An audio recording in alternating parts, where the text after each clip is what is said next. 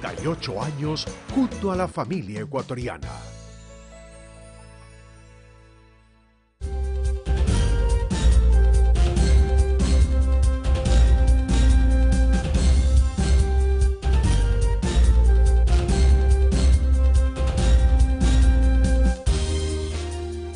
Seguimos. ¿Cuáles son las estrategias para prevenir el VIH-Sida? Vamos a dialogar de este tema. Está con nosotros Freddy Torres, jefe de infectología del HCAM, para hablar justamente de los avances incluso en tratamientos. Buenos días, bienvenido. Muchísimas gracias, muy buenos días. Bueno, empezar diciendo que el VIH es un virus que se descubrió allá por inicios de 1980 y que apareció básicamente en hombres que tenían sexo con hombres. Por eso es que al inicio se pensaba que pues era una enfermedad exclusiva de ese grupo. Ya con los años pues de investigación se logra determinar que no es una transmisión, no es una enfermedad de ese grupo específicamente, sino es de todas las personas que tienen relaciones sexuales de riesgo, ¿sí? La heterosexualidad, bisexualidad y todos los componentes que existen ahora pues sumados a lo que fundamentalmente conocemos como la promiscuidad. Entonces, desde el 80 hasta acá, las investigaciones del VIH han sido realmente muy sorprendentes, por sobre todo los fármacos que se han estado creando, sobre todo métodos para prevenir la enfermedad. Entonces sí, existen hoy día herramientas con las cuales nosotros podemos hacer algo por la población para que se detenga al menos las infecciones. ¿Cuáles serían entonces estas estrategias de prevención del VIH? Bien, dentro de las estrategias de prevención, por ejemplo, nosotros hemos diseñado un programa de prevención, lo que se llama el PrEP, la profilaxis preexposición. Voy a explicar un poco de qué se trata esto. Cuando una persona adquiere la enfermedad, lo básico y lo fundamental es empezar su tratamiento antirretroviral, que consta en una sola tableta. Cuando empezó la enfermedad, a mediados de los 80, se desarrolló el primer antirretroviral, que es el AZT, el ácido budina, que era una droga sintetizada de los huevos de salmón, y de ahí para acá la evolución, como les decía hace un momento, ha sido realmente muy vertiginosa. Antes los pacientes tenían que tomar entre 10 y 12 tabletas al día. El día de hoy ya contamos con un solo fármaco, una sola tableta que contiene 3 medicamentos activos contra el virus del VIH. Entonces, una de las estrategias ya no solamente es tratar, sino es prevenir. ¿Cómo lo hacemos? Existe ahora un medicamento, como les decía, el PrEP, la profilaxis preexposición, que consiste en que la persona que no esté infectada tome esa tableta para evitar infectarse del virus. Nosotros aplicamos, y para que entiendan un poquito mejor, un ejemplo de una pareja, ¿no? La pareja cero discordante.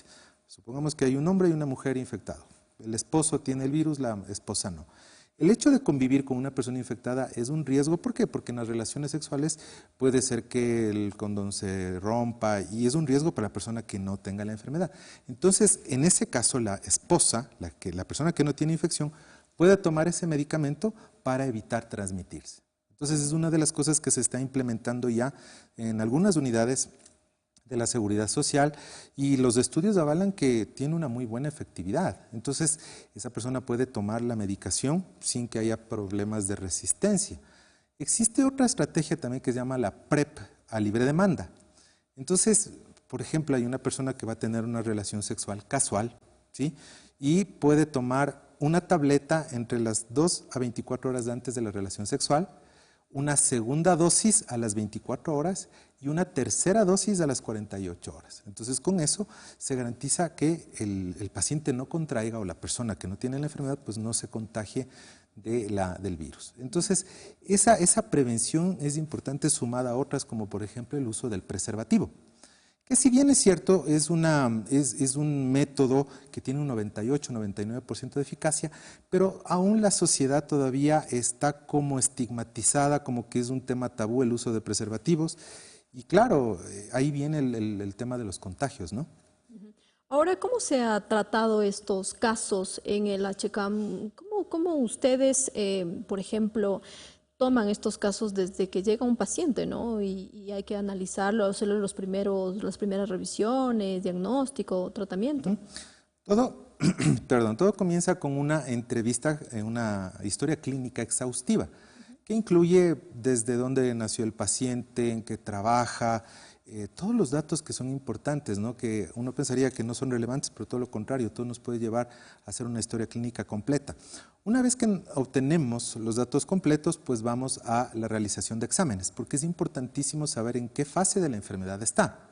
Si son fases iniciales en las cuales la carga viral es el número de virus que tiene una persona en el momento que se infecta, la carga viral dependerá también de la transmisión. Si la carga viral es muy alta, una persona tiene una carga viral muy alta, puede transmitir fácilmente al resto de personas. Es por eso que cuando se empiece el tratamiento, el pilar fundamental es que el paciente sea ya indetectable. ¿Qué quiere decir? Que de tener cientos o miles de virus, después de 3 o 6 meses tenga virus mínimos. Casi nosotros hablamos de indetectabilidad cuando tiene menos de 20 copias. Entonces, de esa manera se maneja el criterio hoy en día de intransmisible, o más bien dicho, indetectable igual a intransmisible, que es una estrategia bastante buena, siempre y cuando el paciente tenga una buena adherencia al tratamiento. El momento que es indetectable, pues ya deja de transmitir. Luego también en el Andrade Marín nosotros hacemos un estudio completo para otras patologías asociadas al VIH. Por ejemplo, hepatitis B, hepatitis C, otras enfermedades de transmisión sexual como sífilis, tenemos que ver cómo está su estado nutricional, cómo está su función pulmonar a través de exámenes como tomografía, y pues en base a eso nosotros podemos clasificar al paciente en estadio inicial o en enfermedad avanzada. Lógicamente, el paciente con enfermedad avanzada va a ser un poco más difícil de tratarlo, más no imposible, porque la gente tiene, o los pacientes cuando se les da el diagnóstico piensan que es una noticia en el cual van a vivir poco tiempo. Ya no, el VIH con los avances que tenemos es una enfermedad que se la puede controlar, ¿no? El estándar de vida de la gente... Prevenir y controlar. Exactamente. Entonces, el estilo de vida de la gente prácticamente llegan a ser un estilo de vida normal. Su expectativa de vida alcanza las expectativas de vida de la gente que no tiene el virus. Entonces, es bien interesante la evolución como hemos tenido.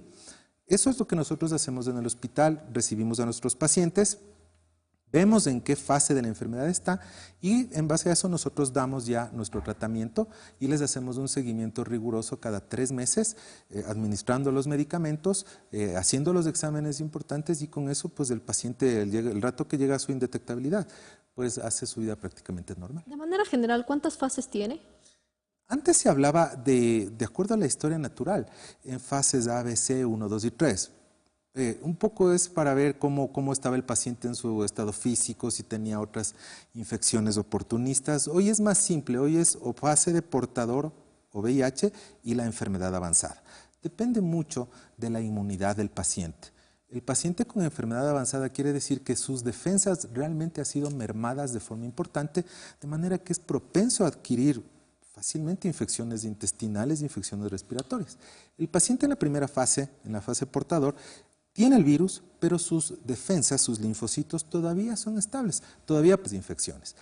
Obviamente, a medida que pasa el tiempo, estas defensas van disminuyendo porque el virus se replica diariamente. Entonces hay un momento crítico en el cual las defensas disminuyen tanto que el paciente entra en la fase de enfermedad avanzada. Entonces nosotros en el hospital precisamente hacemos esto y claro, lamentablemente, y no solo pasa en el Ecuador, sino a nivel mundial, que la mayoría de pacientes llegan en fase de enfermedad avanzada. ¿Por qué? Lo ideal sería que lleguen en fases iniciales para poder darles un tratamiento inmediatamente. Pero, lamentablemente la gente todavía no hace conciencia, por ejemplo, de hacerse una prueba de microELISA, que es el examen para el diagnóstico de VIH, y llegan ya en enfermedad avanzada. Claro, la gran mayoría los podemos recuperar, pero hay otros que, claro, y temor y estigma y todo eso.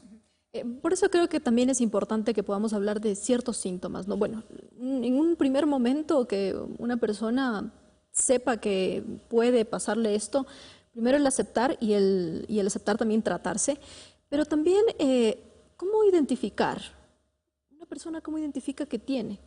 Por ejemplo, ¿hay síntomas establecidos? Sí. Cuando una persona empieza a enfermar, y ese es el gran problema del VIH, porque cuando uno adquiere la enfermedad, los pacientes no tienen síntomas. Es un paciente que puede pasar años sin síntomas. Esa es una fase que se llama la latencia, y puede durar hasta 8 o 10 años sin enterarse que está enfermo y está diseminando la enfermedad. Entonces, ya cuando la enfermedad, cuando su CD4 disminuyen, empiezan a aparecer los síntomas. Inicialmente puede aparecer como una gripe. ¿sí? Como una rinofaringitis. El paciente duele la garganta, tiene fiebre, tiene ganglios, a veces hace una especie de como de alergia o rash, pero realmente no, los médicos como que no pensamos en que es VIH y decimos es una infección respiratoria. Después vienen síntomas como baja de peso, como diarrea, como fiebre, como tos, pero ya cuando aparecen esos síntomas, la enfermedad ya está avanzada. Entonces, síntomas al inicio es súper difícil, es bien complicado. Es por eso que nosotros llamamos a la población a que se hagan un examen. Así como nos interesa ¿Cada cuánto saber... tiempo debe ser? Bueno, eso podríamos hacer cada año, ¿no? Así como nos interesa saber cómo está nuestro colesterol, nuestros triglicéridos, nuestro azúcar, ¿por qué no hacernos una prueba de microELISA? Porque mientras más temprano se diagnostique, el tratamiento va mucho mejor. De estos casos que han tratado también en el HCAMP, ¿cómo han podido salir, ¿no? ¿Cuántos casos tienen, por ejemplo? Bueno, nuestro hospital maneja una data, y justamente estamos revisando el día de hoy con epidemiología. Nosotros tenemos alrededor de, hoy por hoy, 1.620, 1.650 pacientes en nuestra unidad de atención integral. Nosotros tenemos por año más o menos 15 casos nuevos a 20 casos nuevos. En años anteriores teníamos mucho más. Teníamos prácticamente un caso diario, un caso nuevo por día. Entonces, nosotros tenemos ese manejo, nosotros sabemos que van a venir en pacientes, ya sabemos que van a venir 5 o 6 nuevos y pues estamos preparados para eso. Nosotros tenemos fármacos, tenemos hoy por hoy abastecidos incluso de todos los exámenes que requerimos para esto. Entonces, el histórico de la unidad de atención integral de nuestro hospital data de inicios de los 90. Prácticamente fuimos uno de los primeros hospitales en el Ecuador de empezar a tratar esto.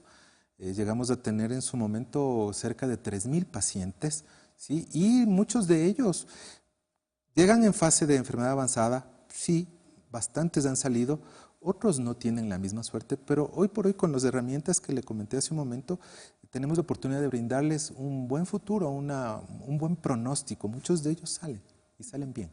Los 1.600 a los que ustedes se refieren es de manera general, Sí. todos los casos que tienen en este momento en el HCAM. En este momento es de ese número. ¿Y en este último año?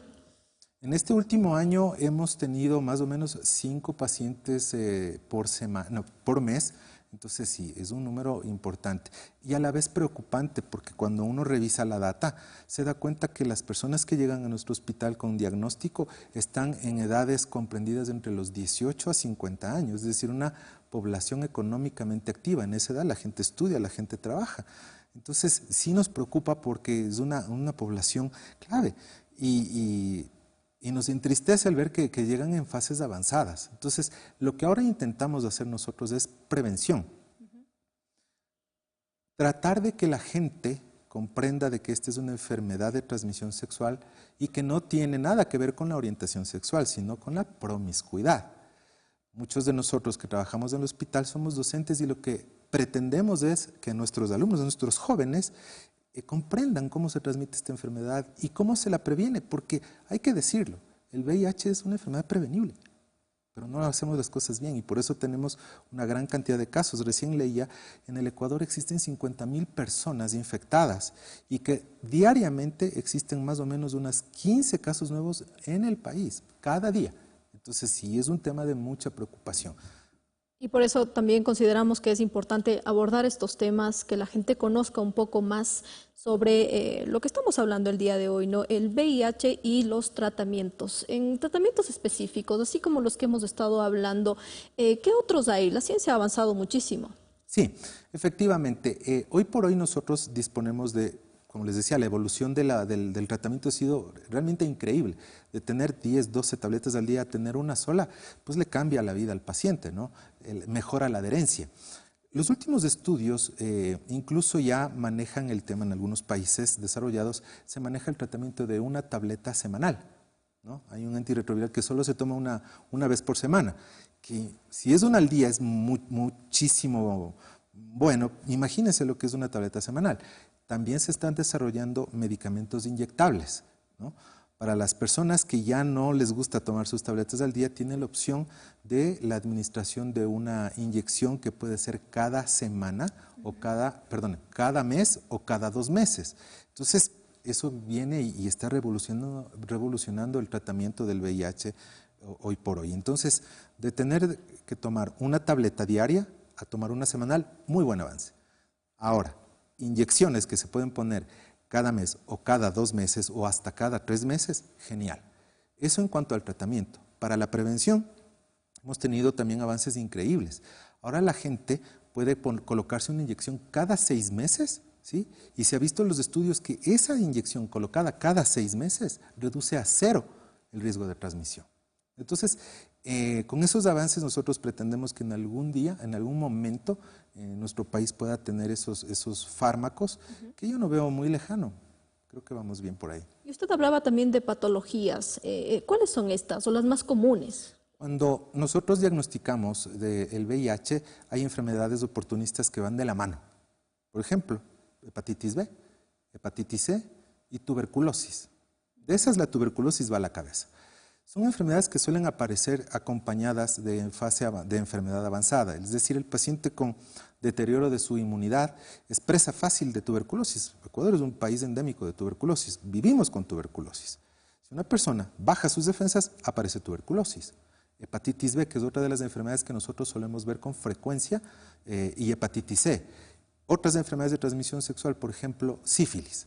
Entonces tenemos una gran cantidad de pacientes que hemos diagnosticado, por ejemplo, toxoplasmosis, histoplasma, son hongos que suelen aparecer en cualquier parte del cuerpo y entonces eso nos habla de que hay enfermedades que suelen aparecer. Aprovechan que el cuerpo humano no se puede defender y aparecen.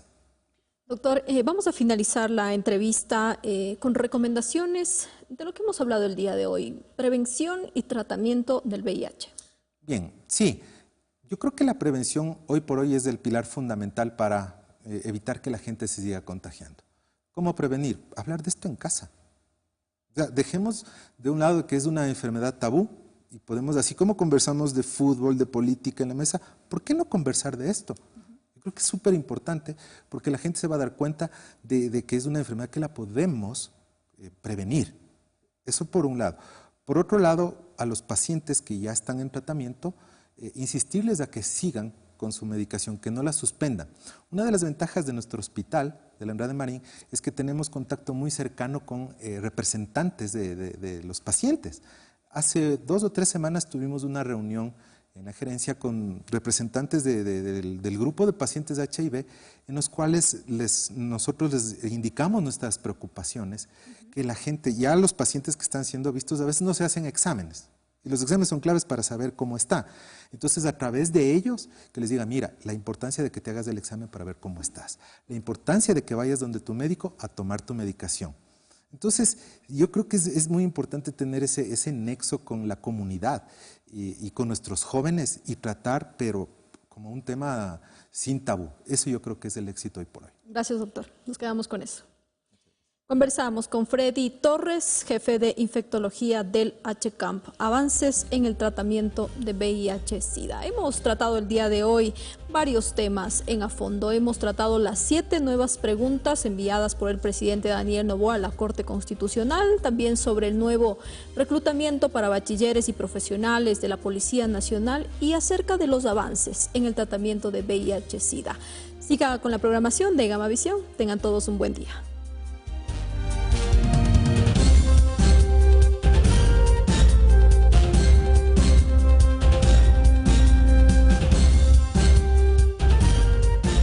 Gamavisión presentó A Fondo.